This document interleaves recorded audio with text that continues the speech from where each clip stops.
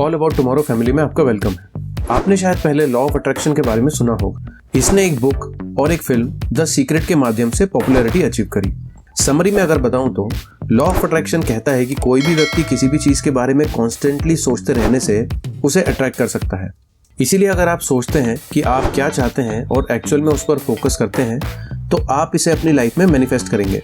दूसरी ओर अगर आप उन चीज़ों के बारे में सोचते हैं जो आप नहीं चाहते तो आप ज़्यादा अट्रैक्टेड होंगे। अगर आप पैसे कमाने के बारे में बहुत सोचते हैं तो पैसा आपकी लाइफ में आएगा। अगर आप किसी रिलेशनशिप के बारे में सोचते हैं तो इवेंचुअली आपको भी एक मिल ही जाएगा। अगर आप सोचते हैं कि आप वेल्थ या रिलेशनशिप डिजर्व क्यों नहीं करते तो आप गरीब और अकेले ही रहेंगे। यह सब बहुत सिली लगता है। हम सिर्फ इसके बारे में सोचकर हवा से पैसे नहीं कमा सकते, लेकिन हमारे थॉट्स हमारे लाइफ को अफेक्ट कर सकते हैं और करते हैं। और यह एक कॉन्सेप्ट के कारण है जिसे मैं मेंटल क्लोजनेस कहना पसंद करता हूँ। एक एप्पल को देखिए। अब मैं चाहता हूँ कि आप इमेजिन करें कि आपने एक मजेदार हैट पहनी है और इस पर एप्पल को अपने सिर के सामने से लटकाया है। अब से आप एप्पल को 24/7 देखेंगे।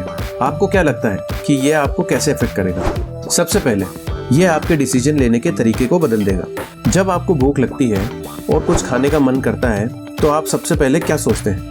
आपको एक एप्पल के बारे में सोचना होगा क्योंकि ये आपको हमेशा उसकी याद दिलाता है। आप कुछ भी इस तरीके का इमेजिन कर सकते हैं, जैसे कोई अलग फ्रूट या कुछ रेड कलर। दूसरा तरीका जो आपको इफेक्ट करता है वो है कि आपके आसपास की दुनिया के प्रति आपके परसेप्शन को बदलना। कोई भी लाल रंग अब आपको ज्यादा विजिबल होता है। आप एक एप्पल के शेप की राउंड ऑब्जेक्ट्स को नोटिस करने की ज्यादा पॉसिबिलिटी रखते हैं। हो सकता है कि आप एक एप्पल स्लाइसर नाइफ को बेहतर जानते हो, या हो सकता है कि आप कॉकटेल्स या एप्पल पाई के लिए रेसिपी को जानते हो। बेसिकली आप उन चीज़ों को ज़्यादा बार नोटिस करेंगे जो एप्पल से रिलेटेड है। यह सब इसलिए होता है क्योंकि आप इस एप्पल की केयर करते हैं। मेरा मतलब है आप अपने आप को इसकी याद दिलाते रहने और इसके बारे में सोचना कभी बंद नहीं करते। आप बेसिकली दुनिया को एक फिल्टर के माध्यम से देखते हैं जो सब कुछ उस एप्पल से कनेक्ट करता है। आई एम श्योर कि यह सब आपके साथ पहले भी हो चुका है।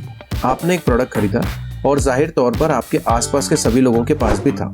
यह मेरे साथ तब हुआ जब मैंने अपनी पहली बाइक खरीदी। सडनली वे सब एक हो गए, लेकिन रियलिटी में मोटरसाइकिलें तो हमेशा आसपास ही रही हैं। यह सिर्फ इतना है कि जब मैंने अपनी बाइक खरीदी तो मैंने उन्हें ज़्यादा बार देखा। आखिरकार मैंने हर टाइम इस पर राइड की। यह 24/7 मोटरसाइकिल के साथ हैट पहनने जैसा है। ये कैसे हुआ, इसके बारे में हम एक और इंटरेस्टिंग टॉपिक पर आगे बढ़ते हैं, मनी। मान लीजिए कि आप पैसे के बारे में ज़्यादा सोचते हैं। यह नहीं कि आप इसे कैसे खर्च करेंगे, बल्कि यह कि आप ज़्यादा पैसा कैसे कमा सकते हैं और कैसे इसे सेव कर सकते हैं। पैसे के बारे में सोचने और उसे मेंटली अपने पास रखने में आपके डिसीजन चेंज हो जाते हैं। आप अपनी स्पेंडिंग हैबिट्स के बारे में ज़्यादा अवेयर हो सकते हैं और उन चीज़ों पर पैसे खर्च करने से रोकने का ट्राई कर सकते हैं जिनकी आपको ज़रूरत नहीं है। हो सकता है कि आप अपनी करंट जॉब में सैलरी इंक्रीमेंट की प्लानिंग बना रहे हो, या आप एक बेटर पेइंग बिजनेस की तलाश कर रहे हो और शायद अपना खुद का बिजनेस भी शुरू कर सकते हैं। एनवायरनमेंट की परसेप्शन भी बदल रही है। आप शायद पहले से कहीं ज़्यादा पैसे बनाने की अपॉर्चुनिटीज देखना शुरू कर रहे हैं। जब आप किसी प्रॉपर्टी के पास से गुजरते हैं तो आप कैलकुलेशन करना शुरू कर सकते हैं कि क्या ये आपको इससे बेनिफिट हो सकता है। वे इसे एक पोटेंशियल इन्वेस्टमेंट अपॉर्चुनिटी के रूप में देखते हैं, ना कि केवल किसी के रहने की एक जगह के रूप में। बेसिकली आप उन ऑप्शंस को परसीव करते हैं जो पहले से ही मौजूद थे। आपने उसके बारे में नहीं सोचा। क्या आपने मैजिकली इन पॉसिबिलिटीज को अपने दिमाग में मैनिफेस्ट किया है? बिल्कुल नहीं। फाइनली आप उन्हें देख सकते हैं क्योंकि स्पिरिट आपके बहुत करीब है। तो जब आप लॉ ऑफ अट्रैक्शन को उस पर्सपेक्टिव से देखते हैं तो यह एक्चुअल में काम करता है। हालांकि यह यूनिवर्स नहीं है जो मैजिकली आपकी हेल्प करता है, यह आपका ब्रेन करता है। अगर आप अपने ब्रेन को सॉल्व करने के लिए एक प्रॉब्लम देते हैं तो वो उसे सॉल्व करना शुरू कर देगा। हालांकि इसका मतलब यह नहीं है कि उसका सॉल्यूशन ढूंढ ही लेगा, लेकिन जैसे कि हमने देखा है मेंटल क्लोजनेस का इफेक्ट पड़ता है। अब लॉ ऑफ अट्रैक्शन में बिलीव करने से अच्छे से ज़्यादा हार्म भी हो सकता है। अगर आपको लगता है कि कुछ माइंड में आएगा और ऐसा होगा तो एक्चुअल में इसकी पॉसिबिलिटी कम है। ऐसा इसीलिए क्योंकि आप शायद अपने गोल्स के करीब पहुंचने के लिए प्लान नहीं बनाएंगे और उसे एग्जीक्यूट नहीं करेंगे। अगर आप सोफे पर बैठे हुए अमीर बनने के बारे में सोच रहे हैं तो आप अपने आप को नुकसान पहुंचा रहे हैं। आपको एक्चुअल में काम करने की ज़रूरत है। वैसे law of attraction law of effect के बिना काम नहीं करता। हालांकि आप सोच रहे होंगे कि किसी चीज़ को अपनी स्पिरिचुअल क्लोजनेस के करीब कैसे रखा जाए। आपने देखा होगा कि किसी एक चीज़ के बारे में हमेशा अवेयर रहना इजी नहीं होता। ऐसा इसलिए है क्योंकि यदि आप इसे रिफ्रेश नहीं करते तो मेंटल इंटीमेसी फीकी पड़ जाती है। और इसे स्ट्रेंथ देने का सबसे अच्छा तरीका है कि आप अपने पसंद के टॉपिक पर किसी भी जर्नल में पढ़ें, उसके बारे में बात करें और कुछ लिखें। रीडिंग से आपको नए आइडियाज़ मिलेंगे और आप जिस टॉपिक को पढ़ रहे हैं उसके बारे में ज़्यादा इन्फॉर्मेशन होगी। इसीलिए जब आप एक सोशल स्किल की बुक पढ़ना शुरू करते हैं तो आप उन छोटी छोटी चीज़ों से अवेयर हो जाते हैं जो लोग सोशली बातचीत करते समय करते हैं।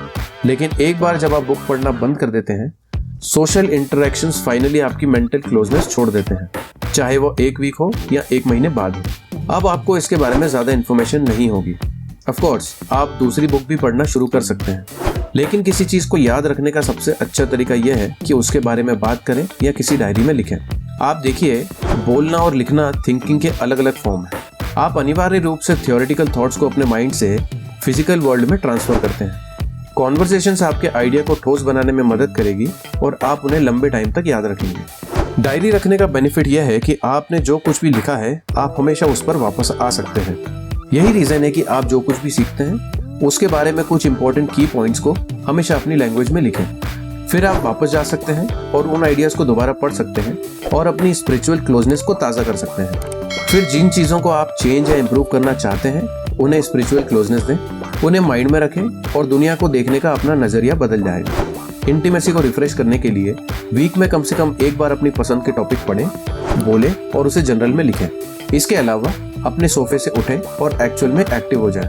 छोटी सोच मदद करेगी, लेकिन यदि आप एक्टिवली चीज़ों की तलाश नहीं कर रहे हैं और अपने गोल्स को अचीव करने के लिए एक्शन नहीं करते हैं तो कुछ भी नहीं होगा। उस तरीके के व्यक्ति मत बनो जो सोचता है कि अगर आप सिर्फ पॉजिटिविटी के बारे में सोचते हैं तो यूनिवर्स आपकी हेल्प करेगा। यूनिवर्स आपकी हेल्प नहीं करेगा, आपको अपनी हेल्प खुद ही करनी होगी। जैसे कि हमेशा कहते हैं ना कि हेल्प योरसेल्फ। वैसे अगर आप लाइफ में आगे बढ़ना चाहते हैं तो सब्सक्राइब बटन पर क्लिक करके थोड़ा प्यार दिखाना ना भूलें और कमेंट करके बताएं इस टॉपिक के बारे में आपकी राय।